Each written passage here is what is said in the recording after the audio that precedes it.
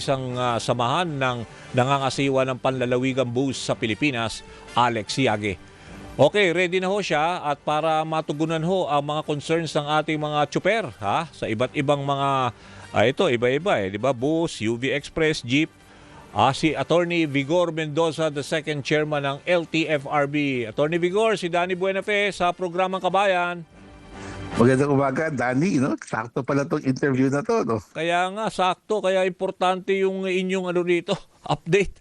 For now... Sakto rin naman. Oo. I just got word from, kasi pinag-uusapan ngayon yung fuel subsidy, no? Okay. Siguro, i-update na rin kita dito. Sige, please.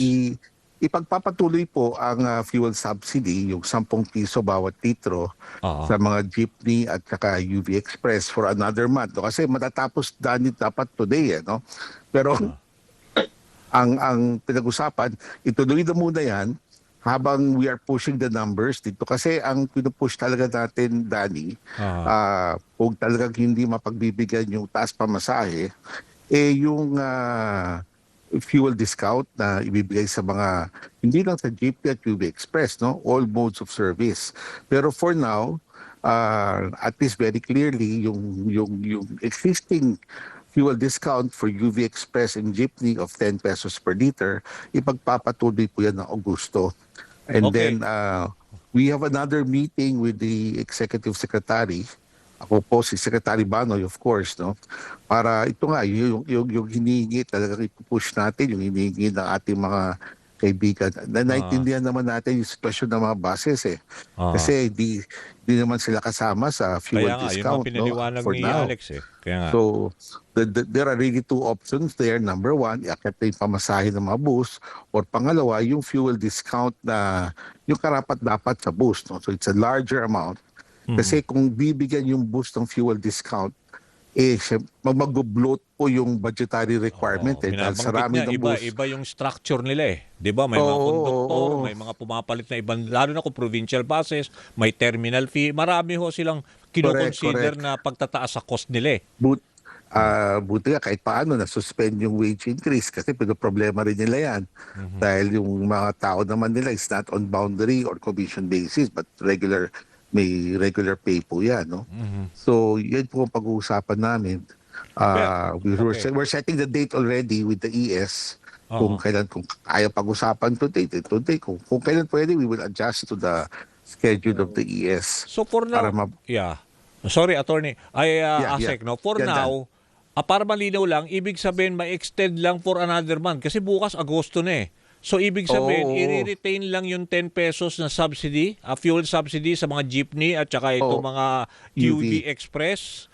For now, that is the interim decision as of this very moment, no? Bago lang to. Pero we hope to come up with a clear decision also dun sa hinihingi ng mga bus na fair adjustment or yung aming proposal na fuel discount na for the buses naman, no? Pero yung fuel discount, 'di ba, para kala ko may plano kayo na increase from 10 to 15 or 20. Meron rin 'yan. Meron rin 'yan. Wala pa 'yan? Hindi pa sigurado. Wala pa decision diyan. Parang status quo muna. They wanted to maintain the status quo first until magkaroon ng final decision dun sa yung kasi may mga options naman kaming hinanda with Secretary Banoy na para matugunan yung issue ng buses.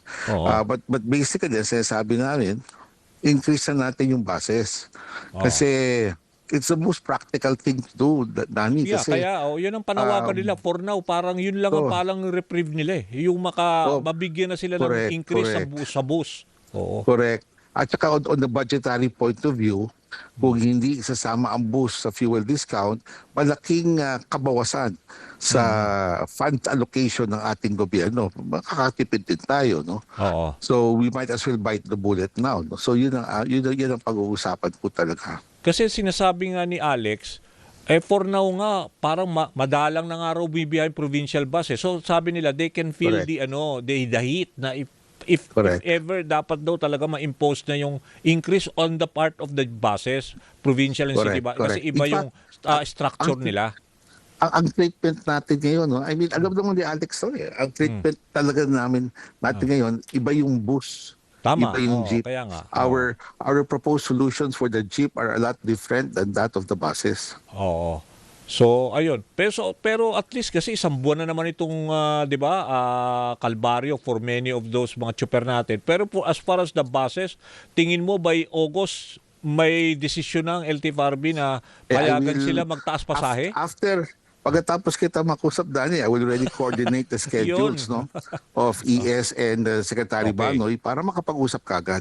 O sige, nako, balitaan nyo lang agad kami dito sa We DZMM. will. Oo. Alam ko kailangan na yan eh. Oo, marami hong nakaabang at saka syempre gusto rin yan inaabangan nila mga commuters, no, para at least ma-adjust din sila sa kanilang ma-advise naman sila. We will let you know, Danny, the moment I have word kung para matulungan nyo rin kami ma-announce sa lahat. Yeah, okay. Sige ho, basta makatulong ang salamat ating sa bagay platform. na yun. Maraming salamat, Asek. Thank you.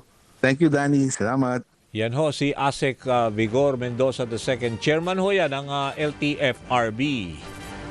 Okay, meron na tayo pasok na report.